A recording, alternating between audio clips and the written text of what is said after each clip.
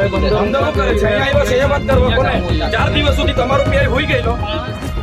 મિત્રો આપણી સાથે જોડાઈ ચૂક્યા છે ડેડિયાપાડાથી આપણા ધારાસભ્ય ચૈતરભાઈ વસાવાજી. ચૈતરભાઈ, હાલમાં જે રીતે વિડીયો સામે આવી રહ્યા છે, ઝઘડિયા જીઆઈડીસીમાં બવાલ થઈ છે, શું છે સમગ્ર મુદ્દો? સમગ્ર મામલો એવો છે, આજે અમે ઝઘડિયા જીઆઈડીસી ની મેટ્રોપોલિટિકલ કેમિકલ પ્રાઇવેટ લિમિટેડ કંપનીની ગેટ પર ગયા હતા. એનું કારણ એવું હતું કે 23 તારીખે આ કંપનીના બેદરકારીથી બ્લાસ્ટ થયો અને 16 જેટલા લોકો ગંભીર રીતે દાઝી ગયા. એમાં એક વ્યક્તિનું 2 દિવસ પહેલા મૃત્યુ થયું અને બીજા આજે મૃત્યુ થયા. બંને ડેડ બોડી સુરત હોસ્પિટલમાં પડેલી છે અને બીજા કેટલાક કામદારો વેન્ટિલેટર પર છે અને બીજા ગંભીર રીતે દાઝેલા છે.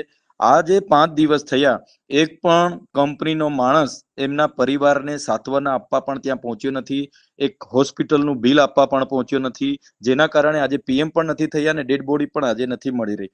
અમે આજે ગઈકાલે એમના પીડિત પરિવારોનો ફોન આવ્યો. મેં અમારા ચૂંટણી હોવા છતાં જિલ્લા પ્રમુખને સુરત મોકલ્યા. સુરત 2 વાગ્યા સુધી એમની સાથે રહ્યા અને એમના પરિવારે મને રાતે કીધું કે સાહેબ તમે આવો, અમે પણ આવીએ છીએ. અને નાના દીકરાઓ છે, એકને એક અમારો દીકરો જતો રહ્યો, વૃદ્ધ માતા પિતા છે, એમને ન્યાય માટે કંઈક જીવન નિર્વાહ માટે વળતરનું કંઈ વાત કરો. અમે આજે 11:30 વાગે ગયા. 11:30 થી 1 વાગ્યા સુધી ગેટ પર ઉભા હતા, પણ એ માણસ કંપની વાળા કોઈ ના આવ્યા અને એક ભાજપનો કાર્યકર રોનક કરીને હતો, એ કંપનીમાંથી 2-3 વાર બહાર આવ્યો અને એણે કીધું કે અમે આ રીતની અમે પ્રોસેસ કરીએ છીએ, અમે ઉપર વાત કરી છે અને હજુ વાર લાગશે અને એવી તેવી વાત કરી. એને મેં કીધું ભાઈ તમે કોણ છો? તો કે હું તો આ ધોળગામનો માણસ છું, કંપનીમાં કામ કરો છો? તો ના, હું તો એમ જ આવ્યો હતો.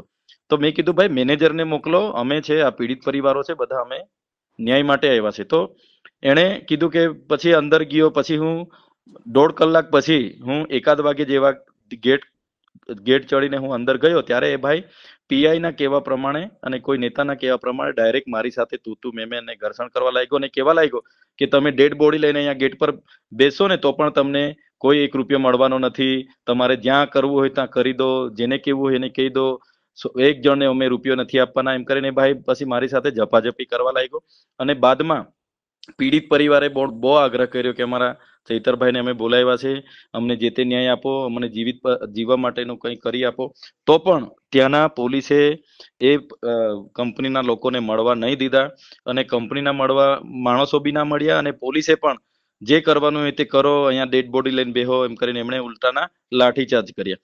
હવે વિચાર કરો, 2 માણસોની ડેડ બોડી સુરત પડેલી છે, અડધા લોકો વેન્ટિલેટર પર છે, અડધા અતિ ગંભીર છે. એને આ લોકોને જરા બી પેટનું પાણી નથી હલતું, નથી પ્રશાસનનું, નથી કંપનીનું કે નથી ત્યાંના કોઈ સ્થાનિક નેતાનું. આજે 5મા દિવસે ચૈતર વસાવા ગયા એટલે પોલીસ આખી દોડી આવી અને આવા ભાજપના દલાલી કરનારા દલ્લા લોકો ત્યાં અમને કેવા આવ્યા કે આમ કરીશું તેમ કરીશું, ડેડ બોડી લઈને બેસો. આ ક્યાંનો ન્યાય છે? અમે ધારાસભ્ય તરીકે ત્યાં ગયા હોય તો પરિવારના ન્યાય માટે જ અમે ગયા હોય ને. અમે તો ક્યારેય કોઈ કંપની પર જતા નથી, અમારું કોઈ કામ બી નથી કે કોઈને ફોન કરીએ. એટલે એના લીધે આ લોકો મુદ્દો ડાયવર્ટ કરે કે છે કે 16 જણને વળતર ના આપવું પડે, એના માટે આ લોકો મુદ્દો ડાયવર્ટ કરે છે અને બીજી વાતો કરે છે. પણ અમે એમાં ક્યાં નમતું જોખવાના નથી. જો 16 પરિવારોને ન્યાય નહીં મળે તો આવનારા દિવસોમાં એ કંપની પર હજારોની સંખ્યામાં અમે જઈશું. પોલીસ ખોટી એફઆઈઆરો કરશે, ખોટી જેલો કરશે, એનાથી અમે ડરવાના નથી. જેલોમાં બેસાડે તો જેલોમાં બી બેસીશું, પણ અમે એમનું પરિવાર સાથે છે, એમની સાથે સાંત્વના અમારી છે અને એમને ન્યાય આપવાનું કામ અમે કરીશું.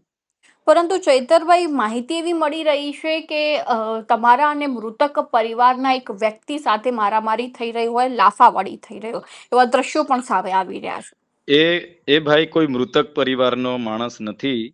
એ ભાઈ ભાજપનો કાર્યકર છે અને કંપની તરફથી એ ભાઈ ત્યાં હતો. એ કંપની સાથે એની કોઈ લેવા દેવા નથી, એમ્પ્લોય પણ નથી, પણ કંપની તરફથી સેટલમેન્ટ માટે હતો. પણ એ ભાઈએ જે ભાષા ત્યાં વાપરી કે તમે ડેડ બોડી લઈને પણ અહીંયા બેસો ને તો બી તમને 1 રૂપિયો મળવાનો નથી અને મારો ફેટ પકડીને મારી સાથે ઝપાઝપી પીઆઈ ની રૂબરૂમાં કરી, એ ખૂબ ગંભીર છે અને પીઆઈ ના કહેવાથી જ કરી છે.